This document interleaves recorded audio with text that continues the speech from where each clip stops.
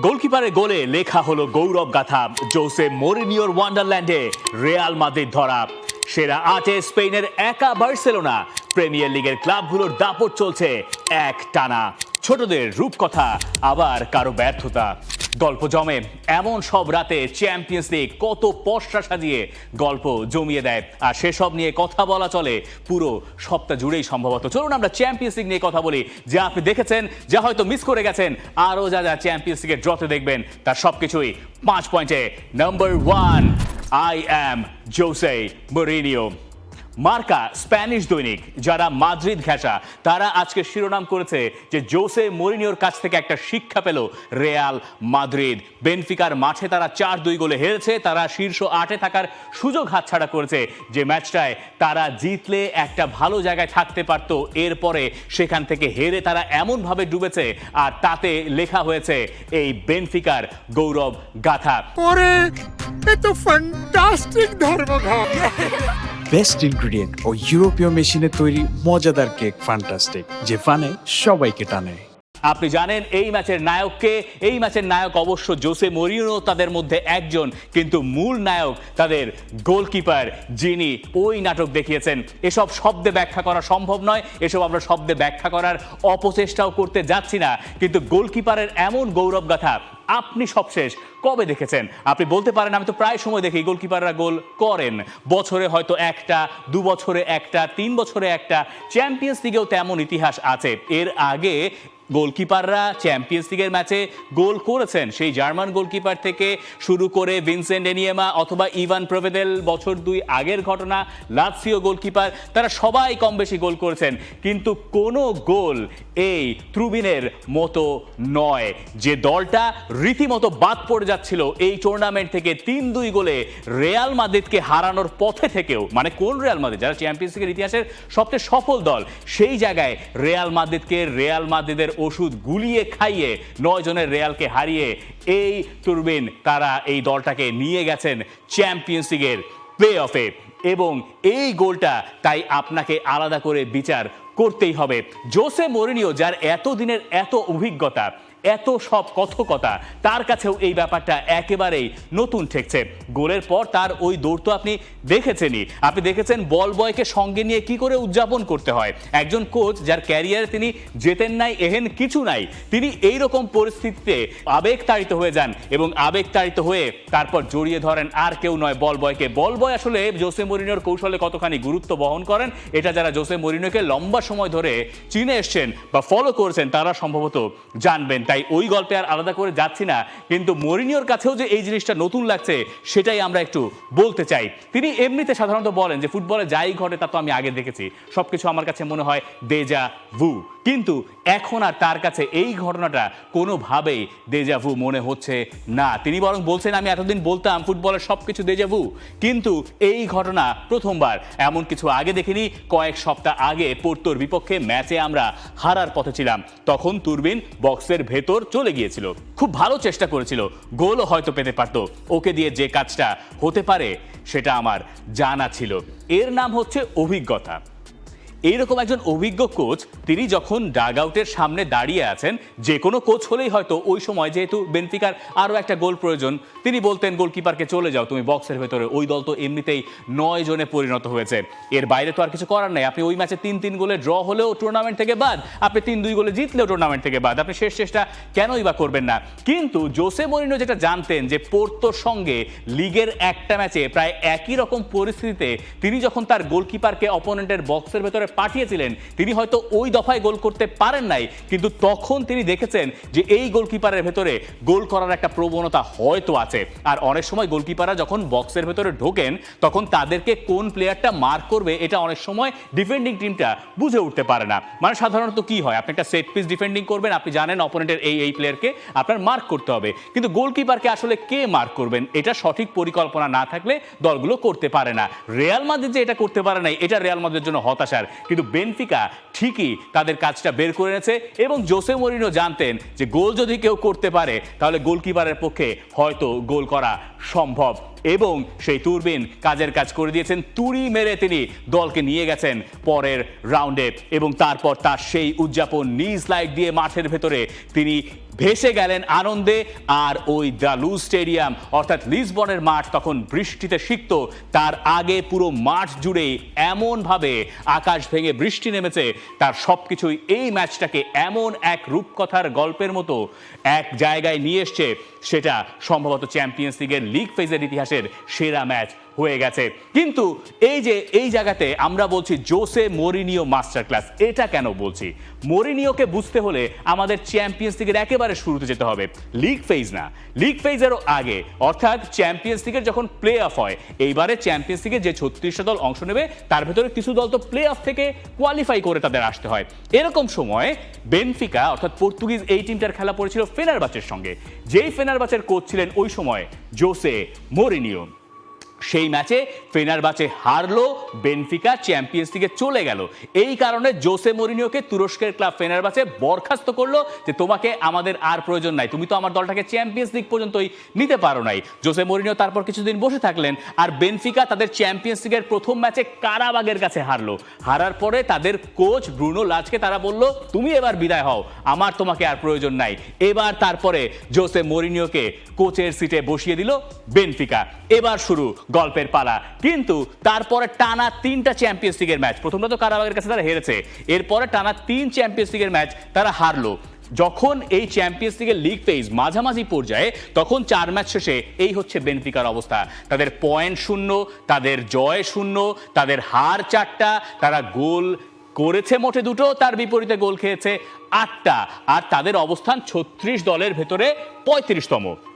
এই দল নিয়ে আপনি শেষ দিনে এসে কিভাবে ভাগ্য পাল্টান? এটা সম্ভবত একমাত্র একজনের পক্ষে সম্ভব হলে সেই ভদ্রলোকের নাম জোসে মরিনিও। দেখুন, বেনফিকা কারাবাগের কাছে হেরেছিল, এরপর চেলসির সঙ্গে ফার্স্ট ম্যাচ বেনফিকার কোচ হিসেবে চ্যাম্পিয়ন্স লিগে জোসে মরিনিওর সাবেক ক্লাবের এগেইনস্টে 1-0 গোলে সেই ম্যাচ তারা হারে। 3-0 গোলে নিউক্যাসল ইউনাইটেডও বেনফিকাকে গোল খাইয়েছিল। এরপরে বেনফিকা হেরেছে বায়ার লেভারকুজেনের সঙ্গে, এরপরে গিয়ে আয়াক্সের সঙ্গে প্রথম জয়টা তাদের, এবং সব মিলে তাদের জয় হচ্ছে 3টা, একটা মাঝখানে নাপোলি, আর এবার গিয়ে তারা রিয়াল মাদ্রিদকে হারালো। এর ভেতরে কতভাবে গল্প পরিবর্তন হয়েছে সেটা নিশ্চয়ই আপনি জানেন।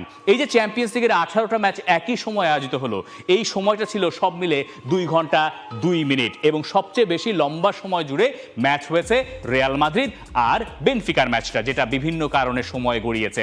এই 2 ঘন্টা 2 মিনিট সময়ের ভেতরে পয়েন্ট টেবিলে মোটে 10 মিনিটের জন্য বেনফিকা এই 24th পজিশনে উঠতে পেরেছিল। এর মাঝে অনেক রকম ওঠানামা হয়েছে। একেবারে শেষে গিয়ে সেই বেনফিকা কোনো মতে 1 গোল ব্যবধানে এগিয়ে থেকে মার্সেইকে বিদায় করে দিয়ে তারা উঠেছে চ্যাম্পিয়ন্স লিগের প্লে অফে। সাধারণত আমরা যে চ্যাম্পিয়ন্স লিগ দেখে এতদিন ধরে অভ্যস্ত ছিলাম, যে চ্যাম্পিয়ন্স লিগে আপনি গ্রুপ ফেজ পেতেন এবং গ্রুপের পরে রাউন্ড অফ 16, এখানে লিগ ফেজের শেষ দিনে কত রকম গল্প জমতে পারে সেটা আমরা নতুন করে জানলাম জোসে মরিনিওকে দিয়ে। এবার আমরা যাই পয়েন্ট নাম্বার 2-তে। পয়েন্ট নাম্বার 2টা আমরা রেখেছি ইংলিশ আধিপত্য। বাংলাদেশে অবশ্য এই মুহূর্তে অন্য একটা টার্ম খুব বেশি জনপ্রিয়, কিন্তু চ্যাম্পিয়ন্স লিগে অনেকের কাছে মনে হতে পারে যে এখানে চলছে প্রিমিয়ার লিগের ক্লাবগুলোর আধিপত্য। কারণ শীর্ষ যে 8টা দল যারা রাউন্ড অফ 16-এ কোয়ালিফাই করেছে, তার ভেতরে 5টা দলই এসছে প্রিমিয়ার লিগ থেকে। সবার ওপরের দলটা আর্সেনাল, যারা শতভাগ জয় রেকর্ড নিয়ে রাউন্ড অফ 16 নিশ্চিত করেছে। Liverpool, Tottenham Hotspur, Chelsea, Manchester city সবাই এই জায়গায় আছে। 8 দলের ভেতরে যখন 5টা দল একই লিগের হয়, তখন আপনি ওটা বলতেই পারেন যে চলছে এখানে ইংলিশ আধিপত্য।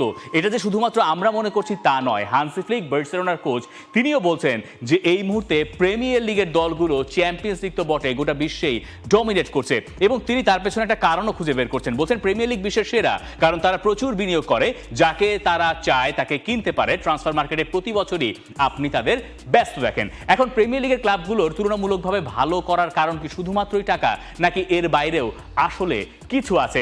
এটা বুঝতে হলে আমাদের প্রিমিয়ার লিগের সঙ্গে বাকি লিগগুলোর একটা কম্প্যারিজন করতে হবে। প্রিমিয়ার লিগে যে 6টা দল এবার চ্যাম্পিয়ন্স লিগে অংশ নিচ্ছে, তার ভেতরে একমাত্র নিউক্যাসল ইউনাইটেড বাদ দিয়ে বাকি 5টা দল উঠে গেছে রাউন্ড অফ 16-এ, আর নিউক্যাসল ইউনাইটেড তারা খেলবে প্লে অফে।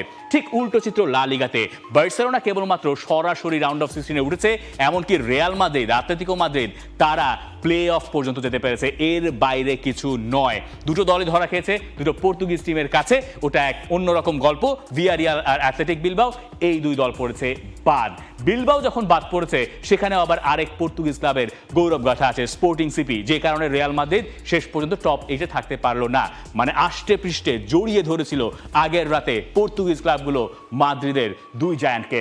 সেরিয়ার অবস্থা আরও খারাপ। সেরিয়াতে একটা দলও সরাসরি কোয়ালিফাই করতে পারে নাই রাউন্ড অফ 16-এ। আর নাপোলি যারা ইতালির চ্যাম্পিয়ন তারা তো নাই, মানে টপ 24-এও নাই, তারা টুর্নামেন্ট থেকে বিদায় নিয়েছে। বুন্দেসলিগায় আছে কেবল বায়ার্ন মিউনিখ, বাকিরা সবাই প্লে অফে। আইনট্রাক্ট ফ্রাঙ্কফুর্ট অন্যতম বাজে রেকর্ড নিয়ে তারা এইবারে চ্যাম্পিয়ন্স লিগ শেষ করেছে। পিএসজি তাদেরও জায়গা হয় নাই শীর্ষ 8-এ, তাদের খেলতে হবে প্লে অফ। মোনাকোতে খেলতে হবে প্লে অফ, মার্সেই তারা টুর্নামেন্ট থেকে বাদ। আর পর্তুগিজ লিগে আবার স্পোর্টিং সিপি তারা ঠিক টপ 8-এ জায়গা করে নিয়েছে। বেনফিকা খেলবে প্লে অফ। তার মানে হান্সি ফ্লিকের কথায় একটা যৌক্তিকতা সম্ভবত আছে, কিন্তু টাকার অঙ্ক আমাদেরকে কি বলছে? এই যে কিছুদিন আগে একটা খবর প্রকাশিত হলো, যেটা একদম অফিসিয়াল খবরই, যে ক্লাবগুলোর সর্বোচ্চ রেভিনিউ গত বছরে কার কত হয়েছে, সেই লিস্টে সবার উপরের নামটা রিয়াল মাদ্রিদ, 2 নম্বর দলটা বার্সেলোনা, 3 নম্বর দলটাও বায়ার্ন মিউনিখ, 4 নম্বর দলটা পিএসজি। কিন্তু এরপরে খেলাটা পরিবর্তন হয়ে যাচ্ছে। Liverpool, man city, Arsenal, man United, Tottenham, Chelsea, অর্থাৎ নিচের যে 6টা দল সবগুলোই প্রিমিয়ার লিগের। তো যখন আপনার প্রিমিয়ার লিগে চ্যাম্পিয়ন্স লিগে অংশ নিতে যাওয়া দলগুলো মূলত এই জায়গায় ক্লাবের যে আয়ের হিসাব তার শীর্ষ 10-এ জায়গা করে নেয়, তখন সেটা একটা স্ট্রেংথ আপনার, সেটা একটা পাওয়ার। হান্সি ফ্লিক যেমন বলছেন তারা যাকে চায় তাকে কিনতে পারে, এটা আপনার দলকে সেই সাহায্যটা করে। তার মানে টাকার একটা ব্যাপার আসলেই দিন শেষে আছে বা আসে। কিন্তু কথা হচ্ছে ইংল্যান্ডের ক্লাবগুলো এত টাকা কামায় কোত্থেকে? তার পেছনে টিভি মানি তাদের জন্য অন্যতম বড় ভূমিকা রাখে, সেটা তাদেরকে হেল্প করে, প্রিমিয়ার লিগের পুরো চিত্রটাই পাল্টে দেয়। কিন্তু এর বাইরেও সম্ভবত আরও কিছু প্লেয়িং স্টাইলের ব্যাপার স্যাপারও আছে। অ্যান্থনি গর্ডন, নিউক্যাসল মিডফিল্ডার বলেন, অ্যাটাকিং মিডফিল্ডার বলেন, তিনি এটা খুব দারুণভাবে ব্যাখ্যা করছেন যে কেন তার কাছে মনে হয় চ্যাম্পিয়ন্স লিগ প্রিমিয়ার লিগের চেয়ে আলাদা। চ্যাম্পিয়ন্স লিগে আরেকটু ওপেন প্লে হয়, সবাই খেলতেই চায়, জিততেও চায়, ট্রানজিশনাল গেম কম হয়। প্রিমিয়ার লিগে আবার অনেক সময় বাস্কেটবলের মতো হয়, এপাশ থেকে ওপাশে চলতেই থাকে, ফিজিক্যালি ডিমান্ডিং, কন্ট্রোল থাকে কম। চ্যাম্পিয়ন্স লিগটায় ফুটবল ব্যাপারটাই বেশি, দলগুলো প্রপার ফুটবল ম্যাচ খেলতে চায়। মানে নিউক্যাসলের এই মিডফিল্ডার যা বলতে চাইছেন সেটার সারমর্ম করলে এমন দাঁড়াবে যে যখন তারা প্রিমিয়ার লিগে খেলেন তখন তুলনামূলক নিচের দিকের দলগুলো তাদেরকে একেবারে আটকে রাখতে চায়।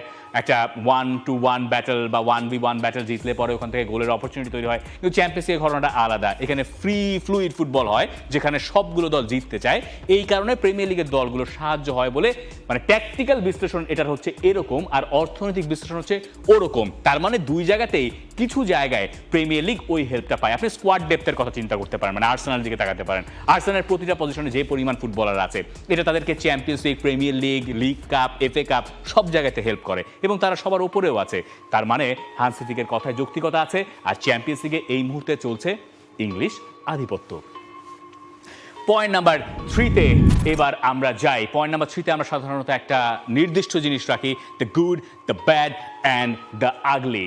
তবে এই দ্য গুড দ্য ব্যাডে আমরা একটু ছোটদের গল্প করতে চাই, যে কারাবাগ, আজারবাইজানের ক্লাব, যারা ওই দেশ থেকে প্রথমবার চ্যাম্পিয়ন্স লিগে অংশ নিয়েছিল। ওই ইতিহাসের পাশাপাশি ওই দেশ থেকে প্রথমবারের মতো চ্যাম্পিয়ন্স লিগের নকআউট ফেজে কোয়ালিফাই করা দলটার নামও কারাবাগ। অথচ তারা লিভারপুলের কাছে হেরেছে 6-0 গোলে শেষ রাতেও। কিন্তু তারা এখানে কোয়ালিফাই করলো মূলত ওই যে তারা বেনফিকাকে হারিয়েছিল সেখানকার 3 পয়েন্ট, আর আগের সপ্তাহে তারা আইনট্রাক্ট ফ্রাঙ্কফুর্টের বিপক্ষে অ্যাডিশনাল টাইমে গিয়ে গোল করে আরও 3টা পয়েন্ট অর্জন করেছিল।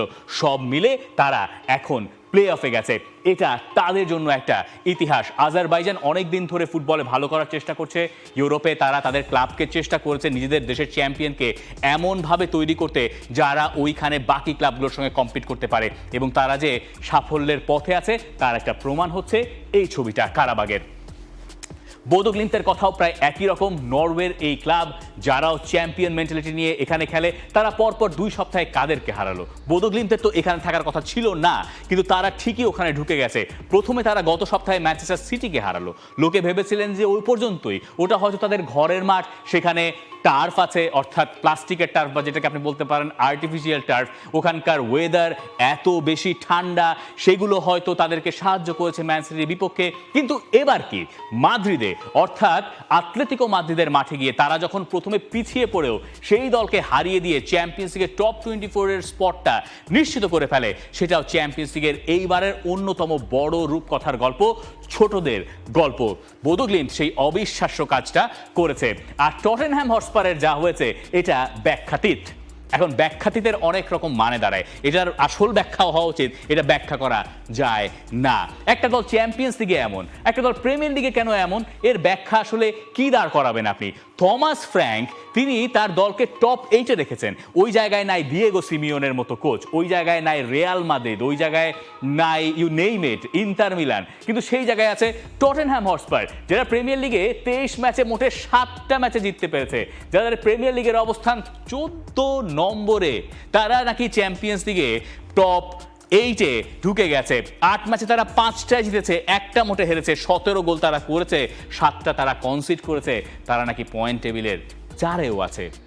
এসব ব্যাখ্যা আপনি কি করে করবেন? দ্য গুডের ভেতরে আমরা তাদেরকে রাখতে চাই। স্পোর্টিং সিপি তারাও দ্য গুডের ভেতরে থাকছে, তারা আবারও অ্যাডিশনাল টাইমে গোল করছে। ওই যে উপরে মাথার উপরে থাকা স্কোর লাইন দেখতে পাচ্ছেন কিনা জানি না, 90+5 স্ক্রিনের ঠিক উপরে লেখা আছে।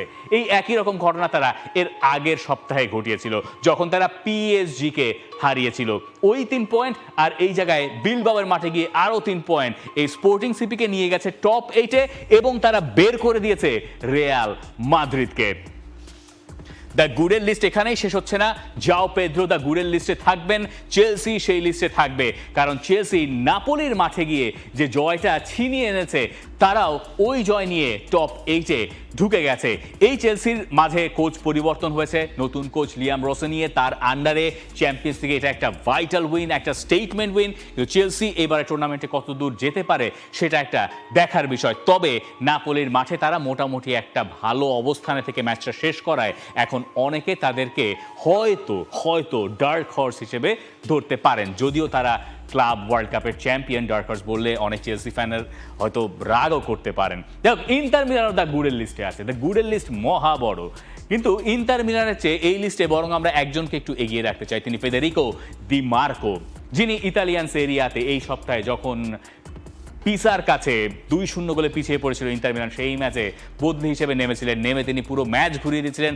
ওই ম্যাচটা বড় ব্যবধানে তারা জিতেছিল। বরুসিয়া ডর্টমুন্ডের মাঠে ইন্টার মিলান যে জয়টা পেয়েছে, তার সূচনা হয়েছিল ফেদেরিকো দি মার্কোর একটা ফ্রি কিক থেকে। যারা দেখেছেন তারা তো জানেন, যারা দেখেন নাই দয়া করে ইউটিউবে গিয়ে ওই ফ্রি কিকটা দেখেন। এই মুহূর্তে বিশ্বের ফুটবলারদের ভেতরে সবচেয়ে সুন্দর প্রিসাইজ লেফট ফুটকার, এই প্রশ্ন বা প্রসঙ্গ এলে পরে ফেদেরিকো দি মার্কোর নামটা সম্ভবত 1 বা 2 এরকম জায়গায় থাকবে। আমি জানি লিওনেল মেসিও বাম পায়ে খেলেন, তাকে রাখছি না আপাতত এই লিস্টে। দ্য ব্যাড নাপোলি আরও একবার তারা ব্যর্থ, তারা টপ 24-এ জায়গা পেল না। ইতালির চ্যাম্পিয়ন তারা চ্যাম্পিয়ন্স লিগে আর নাই। 8 ম্যাচে 9 গোল করেছে একটা দল, তারা গোল খেয়েছে 15টা। আমি জানি ইনজুরির অনেক সমস্যা আছে, অনেক রকম কথাবার্তা আন্তোনিও কোন্তের পক্ষে হয়তো যেতে পারে বা বলা যেতে পারে, কিন্তু নাপোলি কোনোভাবে এটা এড়াতে পারে না। এটা তাদের সলিড ব্যর্থতা, এবং ব্যর্থতারা হয়েছে, ব্যর্থ হয়ে তারা ইতালিকেও এক অর্থে ডুবিয়েছে। দ্য ব্যাডে অবশ্যই তাই তারা থাকছে। দ্য ব্যাড আরেকটা আছে রিয়াল মাদ্রিদ, যারা এই লাস্ট গেম উইকটা শুরু করেছিল পয়েন্ট টেবিলের 3 নম্বর থেকে। তাদের ড্র করলে হতো, তারা যদি হেরেও যেত তবুও হতো, স্পোর্টিং সিপি যদি ওপাশ দিয়ে না জিতত। এতখানি নিশ্চিত অবস্থানে থেকে রিয়াল মাদ্রিদ বেনফিকার কাছে হেরেছে যে 4-2 গোলে, এই কারণে বরং তারা শকর করতে পারে। তারা বরং এইখানে যে 6-2, 7-2, 8-2 এইসব ব্যবধানে হারে নাই, এইটাই সম্ভবত রিয়াল মাদ্রিদের পাওয়া এই ম্যাচ থেকে। তার ওপরে আরও বেশি ডুবিয়েছেন দুজন হলুদ কার্ড থেকে লাল কার্ডে রূপান্তর হয়ে। একটা হচ্ছেন রদ্রিগো, যিনি প্রথমে একটা ইয়েলো কার্ড দেখেছেন, সতর্ক হতে পারতেন, সতর্ক হন নাই। এরপরে কিছুক্ষণের মধ্যে আবারও হলুদ কার্ড দেখে রেড কার্ড দেখে মাঠ ছেড়েছেন। তিনি এখন ওই প্লে অফ ম্যাচটা মিস করবেন। তিনি একা তো নন, 2টো রেড কার্ড ইনসিডেন্ট ঘটেছে রিয়াল মাদ্রিদের ম্যাচে। আসেনসিওকেও আপনি তাই পাচ্ছেন না রিয়াল মাদ্রিদের হয়ে পরের ম্যাচটাতে। লা লিগায় এমন অবস্থানে থেকে রিয়াল মাদ্রিদ এখন বেশ খানিকটা চাপেও পড়ে যাবে। এই কারণে আমরা পয়েন্ট নাম্বার 4-এ একটু বার্সেলোনা নিয়ে আলোচনা করতে চাই। বার্সেলোনা ঝুলেছিল, তারা জানতো না তারা টপ 8-এ ঢুকতে পারবে কি পারবে না। তারা জানতো যে যদি আমরা 2-3 গোলে জিতে যাই তাহলে হয়তো সম্ভাবনা আমাদের প্রবল টপ 8-এ ঢোকার ক্ষেত্রে। সেই ম্যাচে কোপেনহেগেনের কাছে তারা পিছিয়ে পড়লো। এরপরে সেকেন্ড হাফে তারা ফিরে আবারও টপ 8-এ জায়গা করে নিয়েছে। বার্সেলোনার কোচ হান্সি ফ্লিক বলছেন যে তার দলের পক্ষে চ্যাম্পিয়ন্স লিগ জেতা সম্ভব, কিন্তু তারা যদি আজকে থেকেই কাজ শুরু না করেন, মানে লিটারালি আজকে থেকে, এবং উন্নতি না করেন তাহলে ওটা কখনোই সম্ভব নয়। বার্সেলোনা কোথায় উন্নতি করতে যাবে? বার্সেলোনা ফরওয়ার্ডদেরকে নিয়ে কোনো রকম কোনো আলোচনা নাই, কোনো রকম কোনো প্রশ্ন নাই, কিছুই নাই। তারা ওই জায়গায় সুপার, কিন্তু যে ডিফেন্সিভ হাই লাইন সেখান থেকে তারা আবারও গোল খেয়েছে এবং কোপেনহেগেনের কাছেও তারা গোল খেয়েছে। এই জায়গাটা বার্সেলোনার সম্ভবত শুধরে নিতে হবে তারা যদি আসলেই চ্যাম্পিয়ন্স লিগটা জিততে চায়। কিন্তু টপ 8-এ ঢুকে তারা এরই মধ্যে একটা বড় অ্যাডভান্টেজ পেয়ে গেছে। তাদেরকে 2টো ম্যাচ খেলতে হবে না, প্লে অফের 2টো ম্যাচ, এবং রিয়াল মাদ্রিদকে 2টো এক্সট্রা ম্যাচ খেলতে হবে, যেটা এই দলকে লা লিগার শিরোপা পুনরুদ্ধারে হয়তো আরও একবার বড় ধরনের সাহায্য করবে। এই গেম উইকের আসল উইনার স্পেনের ভেতরে অবশ্যই Barcelona, big loser Real Madrid সব দিক দিয়ে। তবে ডিফেন্ডিং চ্যাম্পিয়ন তাদের আসলে কি অবস্থা? পিএসজি কেন টপ 8-এ নাই? তার পেছনে কারণ হচ্ছে পিএসজির ফিক্সচার। পিএসজির ফিক্সচার একটার পর একটা কঠিন ম্যাচ তারা খেলেছে, সেটা নিয়েই এখন লুই এনরিকে বলছেন যে কেন তার দল শেষ পর্যন্ত ওইখানে টপ 8-এ না থেকে 11 নম্বর হয়েছে। তিনি বলছেন যে সুন্দর গ্রুপ আমাদের পড়েছে, মানে এটা কিন্তু তামাশা করে বলছেন যে সুন্দর গ্রুপ আমার পড়েছে। গ্রুপ বলতে বোঝাতে চাইছেন যে আমার যে 8টা ম্যাচের ফিক্সচার পড়েছে সেটাকে, এই জন্যই এমন হয়েছে। আপনি যদি বিশ্লেষণ করেন তাহলে বুঝবেন আমরা কাদের সঙ্গে খেলেছি। নিউক্যাসল নাকি পট 4-এর দল ছিল, মানে যে 4টা আলাদা পট, পট 1, পট 2, পট 3, পট 4। পট 1-এ ছিল পিএসজি, চ্যাম্পিয়ন্স লিগ শুরু হওয়ার আগের কথা বলছি। সেই জায়গাতে যখন নিউক্যাসল ইউনাইটেড পট 4 থেকে পিএসজির প্রতিপক্ষ হয়ে যায়, মানে পট 4-এর সবচেয়ে কঠিন প্রতিপক্ষের একটা পিএসজি পেয়েছে। পিএসজি এর আগে বার্সেলোনার সঙ্গে খেলেছে, যে ম্যাচে তারা জিতেছে। একটার পর একটা টাফ অপোনেন্ট তারা পার করে এসছে, কিন্তু তারা শেষের দিকে এসে এমনভাবে খেয়ে হারালো। স্পোর্টিং সিপির কাছে হার এবং নিউক্যাসলের সঙ্গে জিততে না পারা তাদেরকে টপ 8-এ রাখে নাই। এখন এইখানে বোধহয় আরেকটা আলোচনা করা যেতে পারে যে পিএসজির কি তাল কেটে গেছে? আমার ধারণা কেটে গেছে, কিন্তু এখান থেকে তাদের ঘোর কি করে কাটানো যায় আগের বারে ট্রেবল উইনারদের, সেটা বোধহয় খোঁজার চেষ্টা এখন করবেন এনরিকে।